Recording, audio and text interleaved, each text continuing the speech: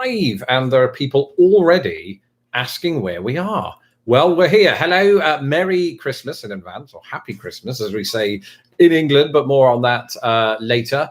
Before we get underway here, quick apologies yet again for those of you that did not see my community message about yesterday's video that didn't go out. I just was very busy the previous 24 hours watching all 9 Star Wars films, so it was just tough to do that. However, what that means is we're going to have one extra day of Vlogmas the day after Christmas, and that happens to be, of course, Boxing Day in England. So you'll get one extra video that day, and it'll be fun. So I'm very excited about that. But welcome back to Friday night live streams. We've not really been away. I mean, this is a common feature now of Lost in the Pond, has been for the last 3 weeks. It's something about which I'm very excited. And this one in particular, since we are now on the cusp, if that is indeed the right word, of Christmas Day, coming to you live from Earth next week. And so that's the 25th of December. Today is not that. Today is a different date. I haven't actually looked at my calendar. What are we at? The 20th? Is it the 20th? Yes, it is the 20th. There we go. I didn't open my advent calendar. Should have done that. And today, really to sort of commemorate that very date coming up, I want to talk today about American Christmas traditions, but not just traditions. I think also some of the music that we hear at this time of year, as well as some of the language of American Christmases actually differs quite a bit from that of my homeland, and we'll explore some of that today. In fact, what I want to do today is go through each of these sorts of things. So we'll look at Christmas songs, and we'll do a quick section on that, and then we'll talk about the words, the language, and then we'll spend the last third of this live stream talking about just some of the customs here in America that I might not be used to. Should point out, at the helm today, as always, is my cat, actually, if you listen closely enough. But actually, the technician, the admin, my lawyer, whatever you want to call her, my wife, is Tara. I am not a lawyer. You are my wife, though, still. Yes, right? hi. Thanks, checking. Hi. I'm saying hi to you and them. Hi, everyone. So as ever, it is Friday. We deserve a drink. So feel free to buy us a drink. And yeah, let's get started with some Christmas traditions. Let's do it. And just to point out, it might not just be drinks. I mean, some of the donations do go back into the channel, just to let you know. But anyway, so bring on your questions. Anything about pertaining, I think, to my experiences of American Christmas. You know, Lawrence, what do you think of Grandma Got Run Over by a Reindeer, the song? Or what do you think of, I don't know, eggnog or anything like that? I'm happy to just field your questions here today. It is a one of those Yuletide-based extravaganzas in which I'll keep talking about nothing, as always. So are you ready for a question? Yeah, throw it at me hard. All right. Not too hard. You know, I won't do that. Okay, good. So Steel Curtain is our first asker, I guess. And Steel Curtain wants to know, have you been converted from happy to Merry Christmas? I have a bit. And on that very point, actually, and what they're referring to, of course, is that in Britain, we traditionally say Happy Christmas, you know, kind of like how you would Happy Birthday to somebody whose birthday it is, and Happy New Year, and happy just about anything else when you think about it. It's only Christmas that seems to have Merry reserved for it. But I should point out that we are also prone to saying Merry Christmas in England. We sort of go back and forth between the two. And so because of that, because America is far more prone to Merry Christmas or Happy Holidays, notice that there it's different. I have taken to saying Merry Christmas across the board whenever the sort of the greeting is followed by the word Christmas. And that's, you know, you could suggest there that I've become Americanized, but I think I've been somewhat on and off saying Merry Christmas my entire life, even as a child. But I definitely did say Happy Christmas before. So, you know, for the sake of it, Happy Christmas, everybody.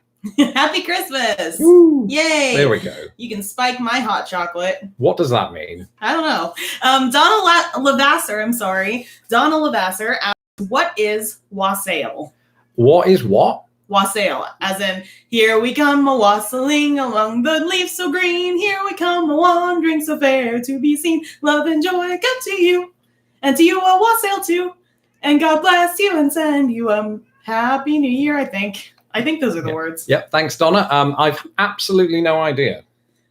I don't know. I'm not sure I even know those lyrics, if I'm honest with you. So if you know, let me know in the comments below what that is. I'd be very interested to learn a new word.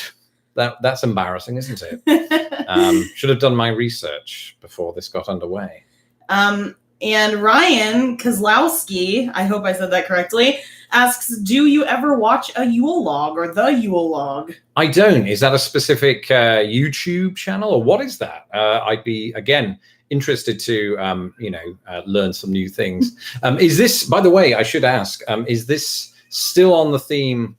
Because I'd planned to do it in 3 parts. And of course, after the drinks that we've had, it's unlikely that I'll stick to the plan, but I'd intended to start this one off with, any questions about American Christmas songs, because, there are a plethora of them that we just don't get in England that are fantastic. So if you have any of those in the comments, send them my way, and I think we'll switch gears at, say, 40 minutes after the hour. Oh yeah, that sounds good.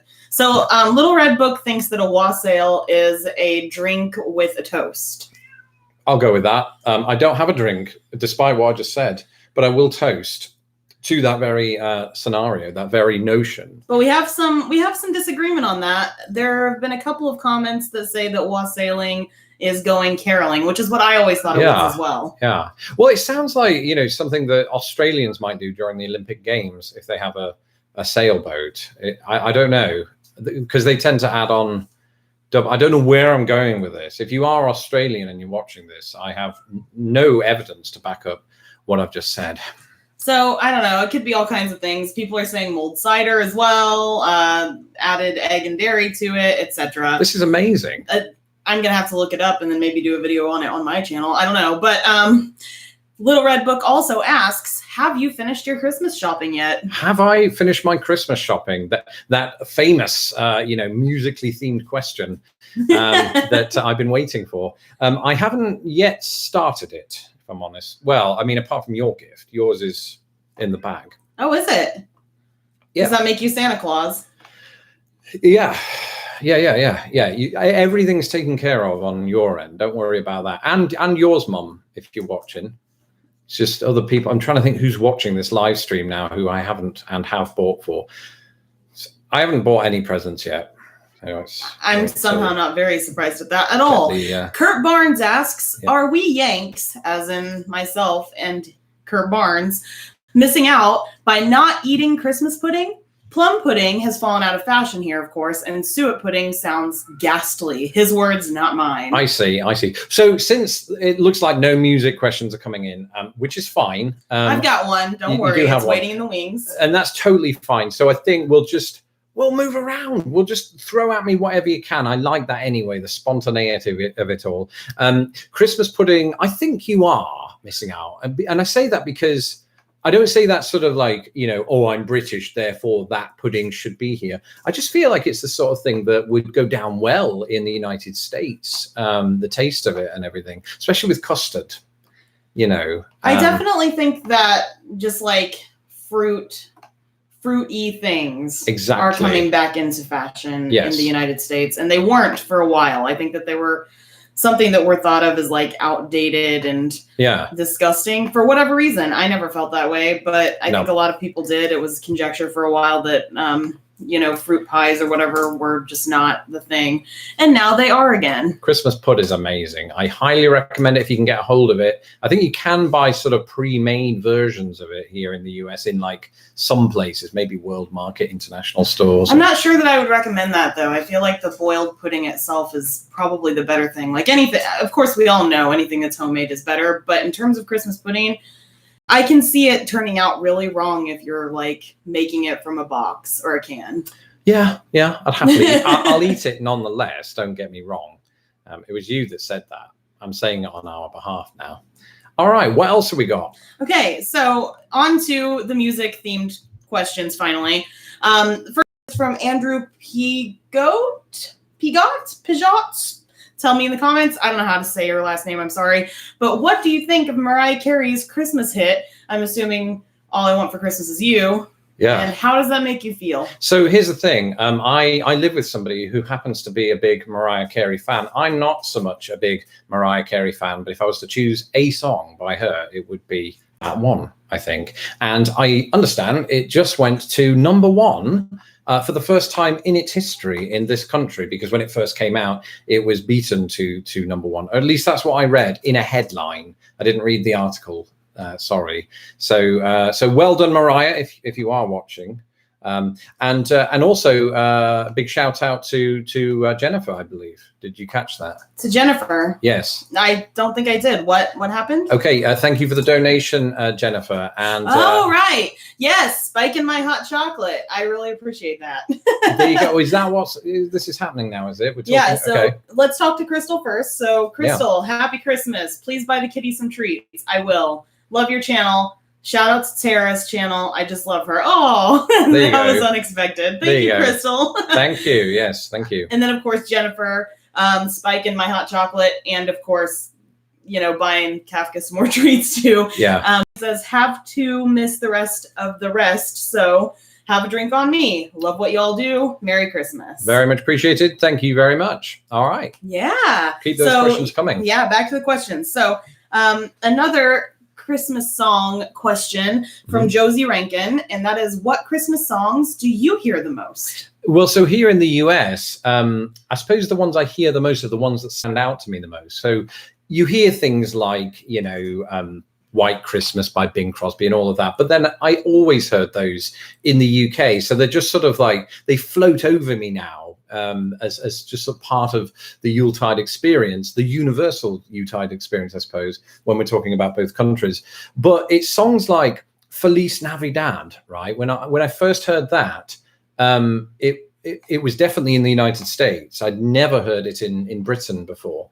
And so that for me now is sort of the symbol of the coming of Christmas in many ways, or the start of the holiday season here in the US. And that's one song that stands out in that capacity. But you've got some others that are kind of novelty type songs. I alluded to it earlier on, but the sort of woeful and derisory grandma got run over by a reindeer.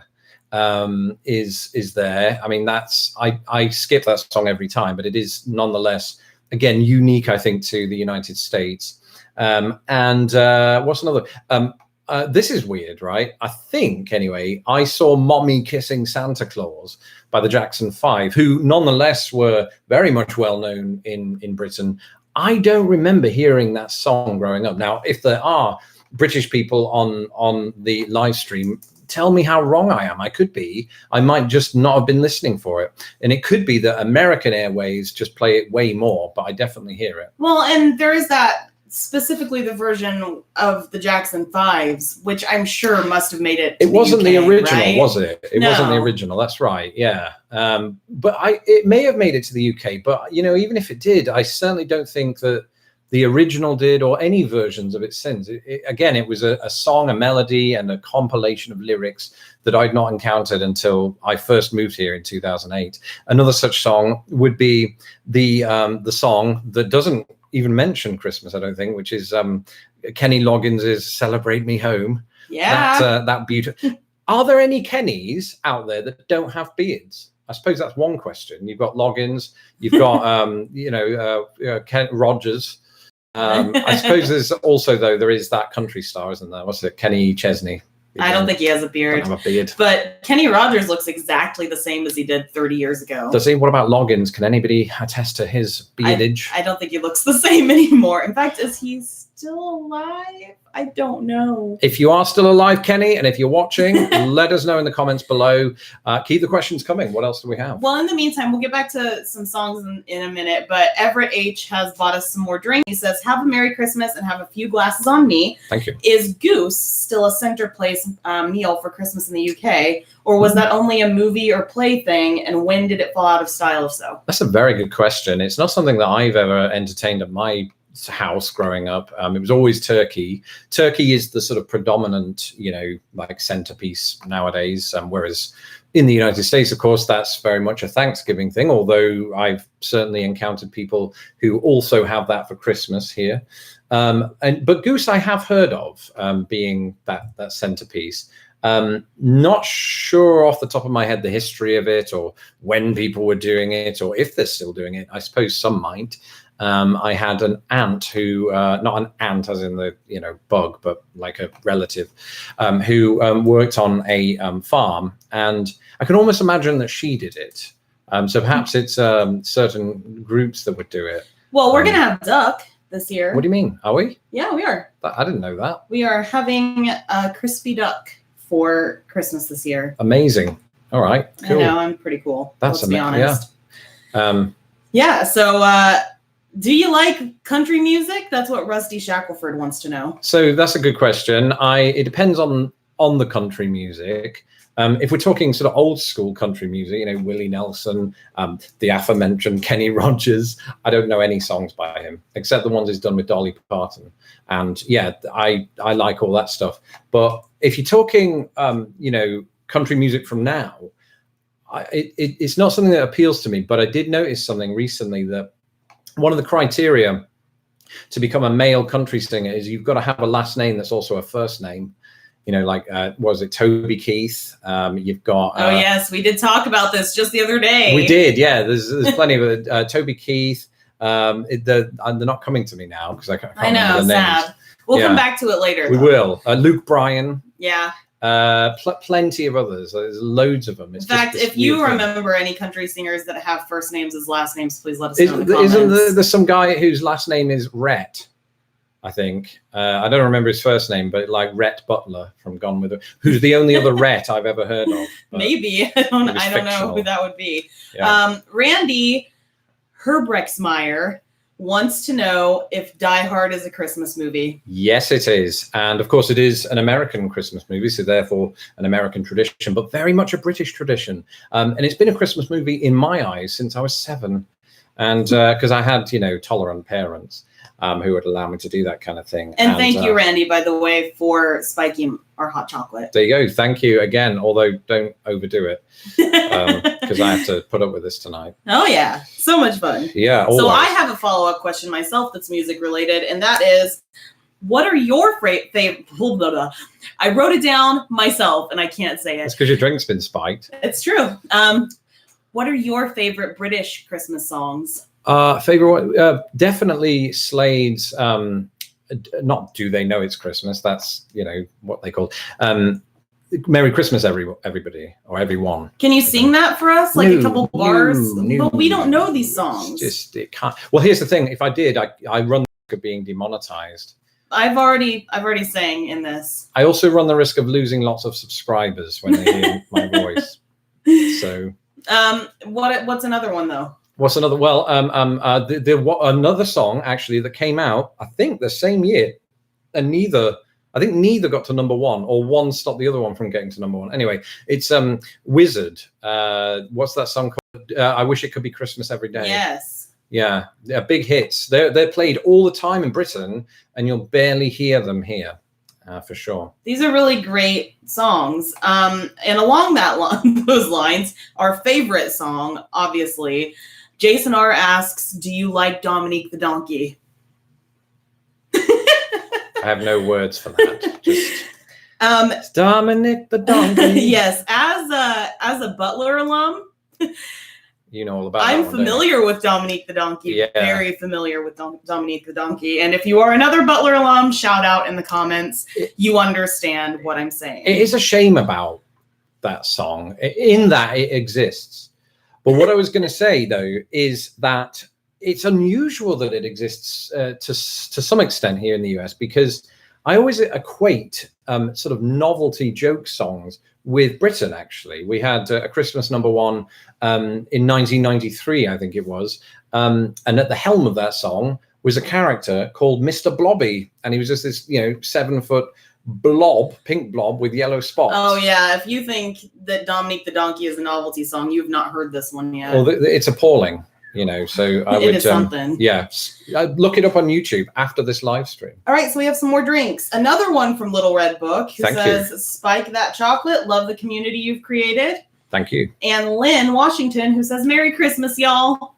Oh, brilliant. Yeah, there you go. Y'all, one of my favorite new Americanisms, as we found out in the dialect quiz, although I didn't opt for that. It was you lot. John Rolfson wants to know, how do you regard Bill Nye's, because we know that he made the original Christmas is All Around. Yeah, it's true. You know, I am enamored with that version of it. I must say. Well, I was a big fan of Bill Nye, not Bill Nye the Science Guy. Let's not confuse the two. The actor, the British actor from Love Actually, singing this song.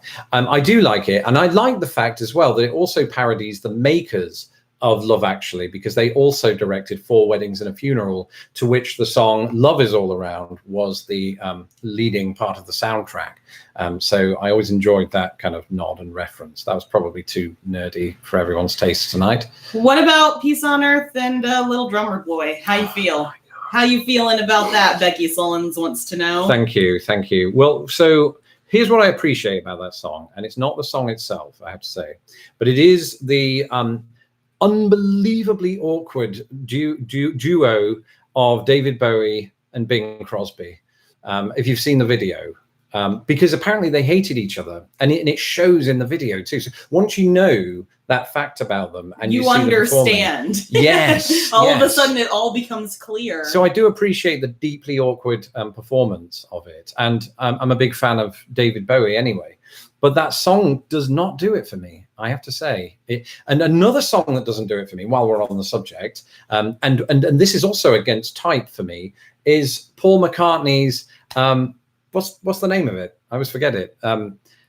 Simply Having a Wonderful Christmas Time, which, by the way, someone said was a very jingly jaunt in the comments a moment ago. And it happens to be one of my favorites, but I know that it is heavily derided, and I'm sorry to all of you for me mentioning it out loud, I guess. It was me that brought it up, to be fair. It is, and I'm the biggest Beatles fan, you know, at this table, at the very least. And I hate that song with a passion, a monstrous passion, trying to get it off the airwaves with no success, because, you know, Sir Paul McCartney does sort of, he has one up on me when it comes to influence. What about Pipes of Peace? How do you feel about that one? It is a better song. It is a better song, and it's a lesser known song. Maybe I'm being, you know, pedantic for the sake of it. Northern Coins knows it, though. Good. Because well, there you go. They're the person who asked. Yes, Pipes of Peace. I always like a good alliteration. What about Mary's Boy Child? Kevin Rose says. It's fine. Yeah. It doesn't fall on the sort of spectrum of hate or love, you know. It's just sort of, it's there, and there's and that is the majority for me. That is the majority of Christmas songs. I was saying it earlier on about White Christmas. It's actually my dad's favorite Christmas song, but for me, it's just one of those that, yes, it's definitely a nice song. It's legendary in terms of, you know, when it came out and all of that, but it's just one of those that it just floats over me now, and that is true of a lot of songs. So I think we're going to move away from the songs here. We got about 5 minutes left. Oh my gosh. And I know it's gone so quickly tonight. Yes. You can still spike my hot chocolate if you like, but in the meantime, some really interesting questions. So Fiona M asks, did you find America's Christmas culture to be a little more commercialized compared with England's when you first immigrated? That is a very good question, because you'd think it would be, you know, I suppose, given the sort of very capitalist nature of the United States. But I think that that aspect to Christmas is very big in England. It's not Norway. You know, I was just hearing about Norway. I think it's at midnight. They all just sort of retire to their rooms and read books and things like that. Which, you know, I suppose you have to buy the book, so that in itself would be commercially driven. But I don't know if it was more commercially driven per se, though I would say that whoever the folks are that, you know, decorate their houses in these bright lights obviously have money to burn and filament. So I came up with that joke on the spot. Be proud of me. I mean, but does that make us more commercialized, though? No, it doesn't. But it does mean that you are putting money into endeavors that we're not in Britain on the whole. I mean, we don't usually make houses like they do in Home Alone, for example, in terms of the lights and all of that. I suppose that's true. Yeah. All right. So 80s Gamer Lady asks, what was the most surprising thing during Christmas time in the US that you have seen when you first moved here? So basically in the first year. Well, I hate to say this, and this speaks to my early ignorance, I think, after moving to Britain. It was actually the absence of things that I knew in Britain, such as Boxing Day, such as Christmas crackers, which were not as widespread as they've sort of kind of become now, although they're still kind of hard to find. So it was the absence of those things. It was kind of a nice surprise. It was to find out that, you know, these things are kind of unique to Britain and the Commonwealth countries. And I like that. I like these experiences that open my eyes to things. And I would say that initially it was those things. And then I realized it was the food, the American food, and the types you have here and how different they are. And I've really, for the most part, embraced those, I think.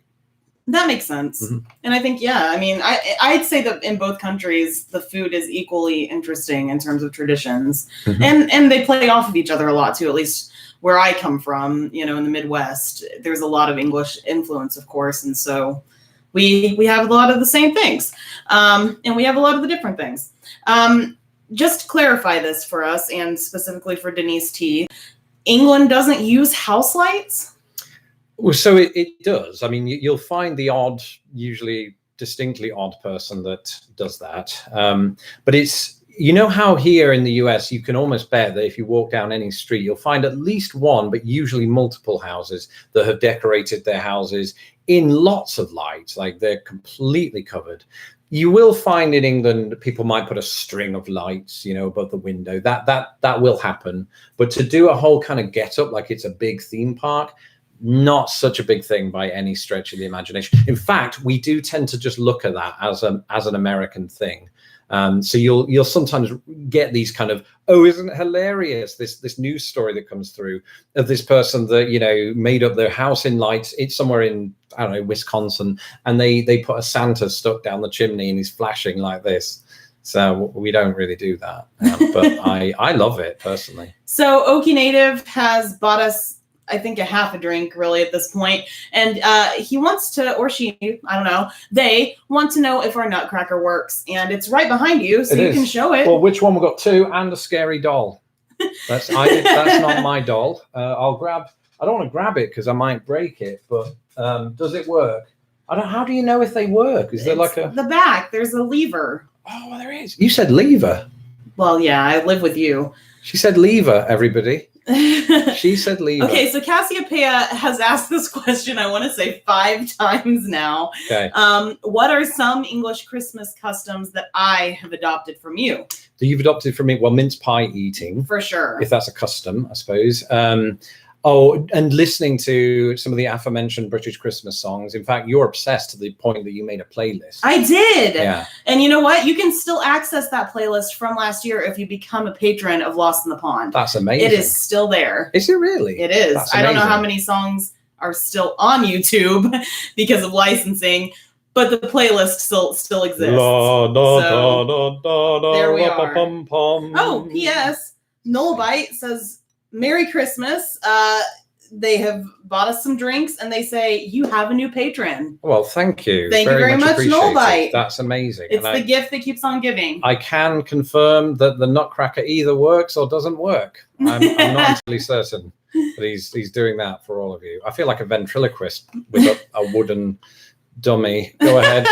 Where are we at? All right. So I think this is probably going to have to be the last question, unless we get some more spiking of hot chocolate, I don't know, in the next minute. But, and I just think this is adorable. Put him down now. But Nathan Mercer wants to know, do you kiss under the mistletoe?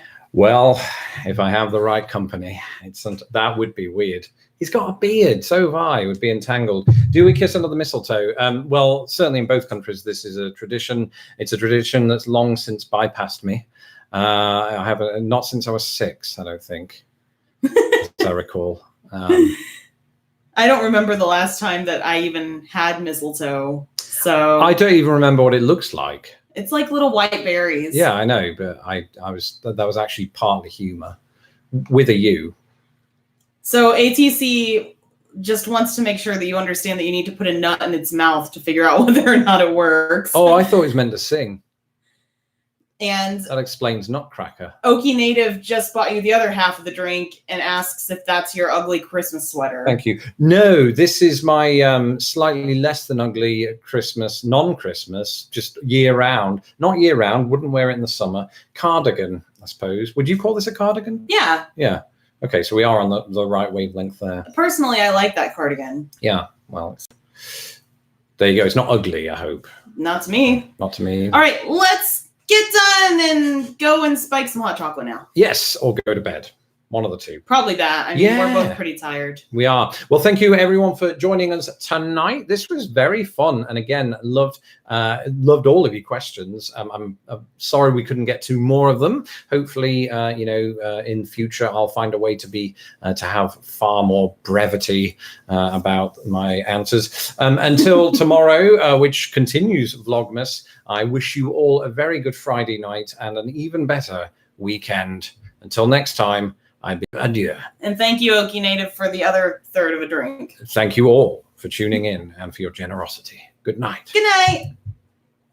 It's just ending.